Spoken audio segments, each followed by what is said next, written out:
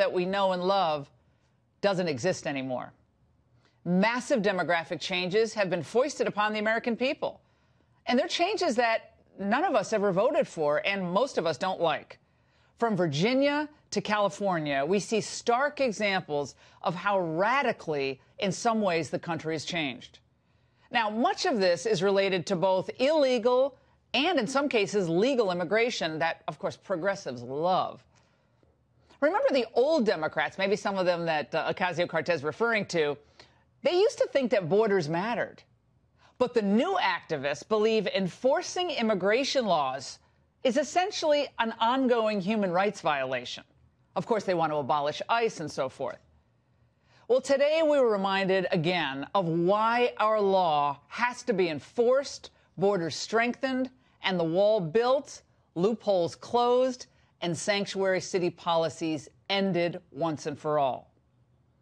Check out what happened courtesy of Philadelphia's refusal to cooperate with ICE detainers. In May of 2009, Juan Ramon Vasquez, a citizen of Honduras, was deported from the United States. Just 5 years later, in March 2014, ICE officers found out that Vasquez was back in the U.S. and was in custody with the Philadelphia Department of Prisons. Philadelphia, however, refused to comply with an ICE detainer request, so Vasquez was instead released from custody. After his release, Vasquez was rearrested and ultimately convicted for child rape. This is an unspeakable act of evil that should have never occurred and never occurred on American soil. Remember when the current mayor of Philly did this after a judge ruled in favor of his city's sanctuary status? A sanctuary city, yeah. A sanctuary city, yeah. Oh, my God. What an embarrassment. At this point, I would hope the voters in Philadelphia would see the light and send Mayor James Kenney packing. He's a disgrace. If only such heartbreaking stories, though, were isolated events. They're not. Last weekend in Colorado Springs, a police officer, Sem Duzel, was critically injured. He was shot by an Iraqi refugee allowed into the U.S. under President Obama. Karar Noman al-Khamasi had been ordered deported after a felony trespassing probation violation, only to be released by a judge who cited changes in the law. It was beyond tragic. And for all of you who are buying into the media narrative about the horrors perpetrated on children who are kept temporarily in HHS custody, who've crossed the border, the kids who've crossed the border illegally, consider an actual horror. An illegal who crossed the border with a child he claimed was his own.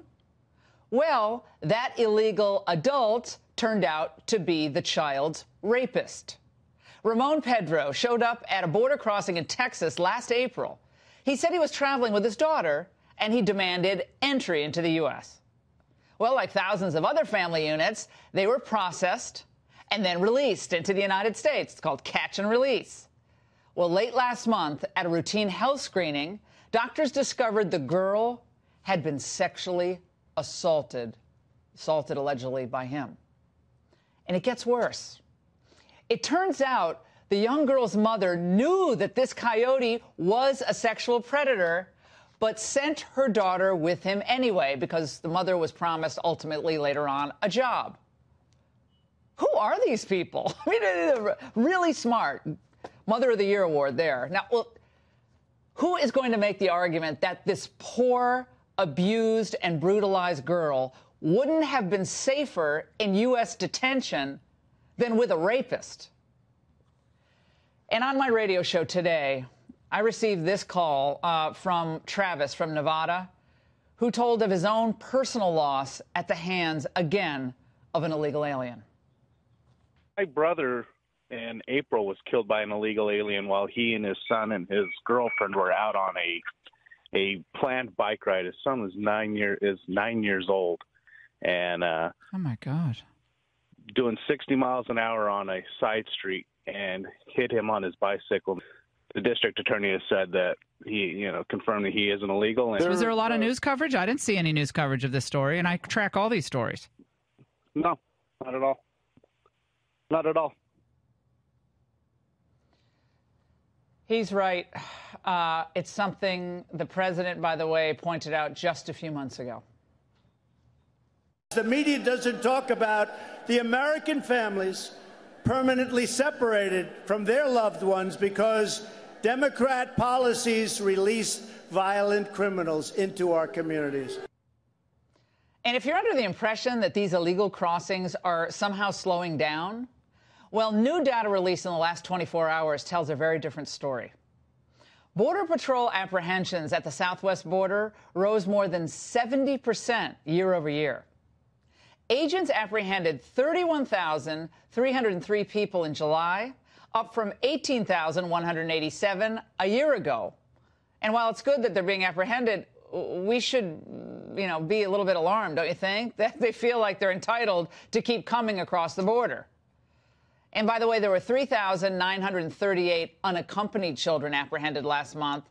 That's up from 2,475 a year ago, with another 9,258 families apprehended. That was up from 3,389 last July. Now, I know those are numbers, but we have to. These are our people, a lot of people.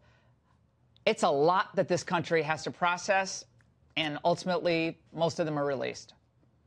And what about those who come here on valid visas? Well, guess what? More than 600,000 of those who came on visas overstayed them in 2017. This is another completely absurd scenario.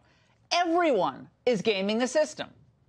Now, this is a sure way, over time, to remake and reshape America.